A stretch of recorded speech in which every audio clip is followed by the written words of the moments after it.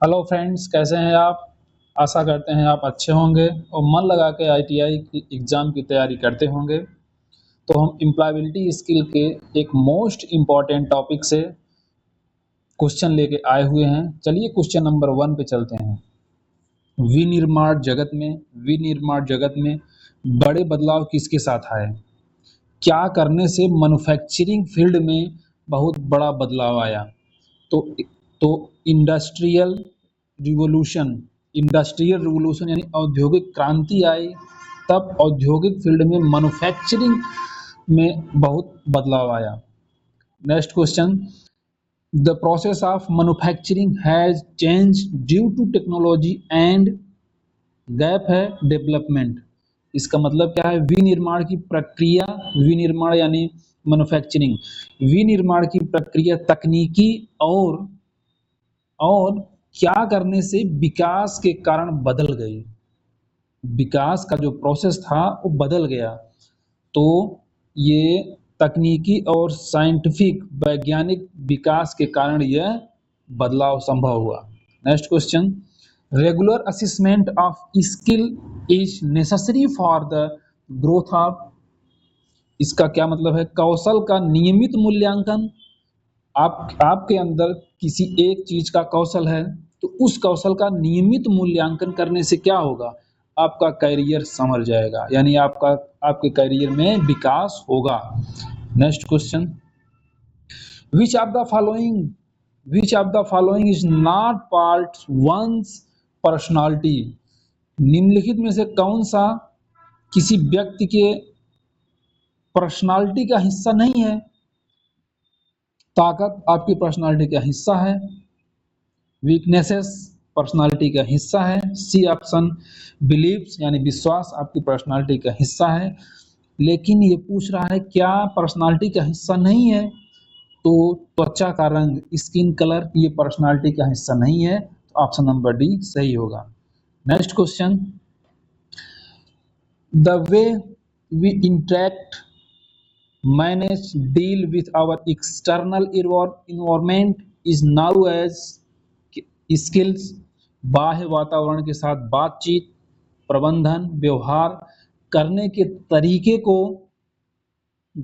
को कौशल के रूप में जाना जाता है। आपके किस कौशल के रूप में, यानी आपके बाह्य वातावरण के बातचीत, प्रबंधन और व्यवहार के तरीके को कौशल के किस रूप में जाना जाता है?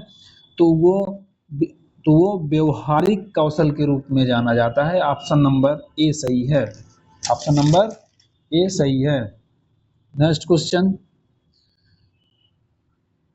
is one of the behavioral skills that is required to organize work efficiently and complete it on time। उन व्यवहारिक कौशलों में से एक है जो काम को कुशलतापूर्वक व्यवस्थित करने पर और समय पर पूरा करने के लिए आवश्यक है। तो ऑप्शन सी सही, टाइम मैनेजमेंट। ऑप्शन सी सही, टाइम। हम समस्या का प्रबंधन जिस तरीके से करते हैं उसे क्या कहा जाता है? उसे क्या कहा जाता है? तो ऑप्शन नंबर बी सही, कॉन्फ्लिक्ट रिवोल्यूशन कहा जाता है। कॉन्फ्लिक्ट रिसोल्यूशन कहा जाता है। नेक्स्ट क्वेश्चन, समस्याओं को हल करने के लिए सोचने का एक तरीका है, is a way of thinking to solve a problem. किसी प्रॉब्लम को सॉल्व करने के लिए थिंकिंग का जो तरीका है वो क्या है? ऑप्शन नंबर ए सही, क्रिटिकल थिंकिंग। अब क्रिटिकल थिंकिंग क्या है? जैसे कोई आदमी कह दिया कि आम खाने लायक नहीं है, तो एक जो क्रिटिकल थिंकर नहीं है वो तो मानेंगे कि हाँ आम खाने लायक नहीं है, लेकिन जो क्रिटिकल थिंकर हैं वो सोचेंगे कि ये न्यूज़ जो आई है किसी की है कि नहीं आई है, पहले तो ये देखेगा। उसके बाद क्यों नहीं खाना चाहिए, क्यों पे जाएगा। उसके बाद कोई ऑर्डर आया है कि नहीं आया है, ये सब देखेगा। उसके बाद वो विश्वास करेगा हाँ ये आम खाने लायक नहीं है। इसको आप क्रिटिकल थिंकिंग में रखेंगे। नेक्स्ट क्वेश्चन, दो या दो से अधिक विकल्पों के बीच चयन करने को प्रक्रिया के रूप में जाना जाता है। मान लीजिए आपके पास 2-3 ऑप्शन है चूज करने का, तो उस स्किल को क्या कहते हैं?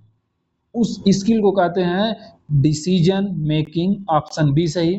जैसे किसी लड़के की शादी नहीं हुई है, 2-3 लड़कियां की फोटो आई हैं, अब उसमें डिसीजन लेना है किस लड़की से करना है, तो इस चीज को डिसीजन मेकिंग प्रक्रिया के रूप में जाना जाएगा। नेक्स्ट क्वेश्चन, निम्नलिखित में से कौन सा निर्णय लेने का हिस्सा नहीं है? निम्नलिखित में से कौन सा निर्णय लेने का हिस्सा नहीं है? समस्या की पहचान करना, ए ऑप्शन, ये निर्णय लेने का हिस्सा है। विकल्प उत्पन्न करें, ये भी एक निर्णय लेने का हिस्सा है। इम्प्लीमेंट डिसीजन, निर्णय, ये भी निर्णय लेने का हिस्सा है। परफॉर्मेंस यानी प्रदर्शन, ये निर्णय लेने का हिस्सा नहीं है, तो ऑप्शन डी सही होगा। What are the advantage of time management? Time management का क्या लाभ है? तो टाइम मैनेजमेंट का लाभ है complete task the on time. Option A बिल्कुल सही है, ये टाइम मैनेजमेंट का एक हिस्सा है। दैनिक लक्ष्य प्राप्त करना, ये भी एक हिस्सा है। तनाव कम करना, ये भी, जब आपका काम टाइम पे, जो आपका गोल मिला है वो अगर आपने गोल को टाइम पे खत्म कर दिए हैं तो कोई स्ट्रेस नहीं होगा, तो इसका ऑप्शन नंबर डी सही है ये सभी। Next question, good time management help in improving at work. अच्छा समय प्रबंधन काम पर में सुधार करने में मदद करता है। क्या मदद करता है? अब आप टाइम प्रबंधन आपका अच्छा है तो आपके कार्य में क्या आएगा? परफॉर्मेंस आएगा, आप अपने काम में परफॉर्मेंस अच्छा करेंगे। नेक्स्ट क्वेश्चन, काम के समय के ब्लॉक को किस तकनीक के नाम से जाना जाता है?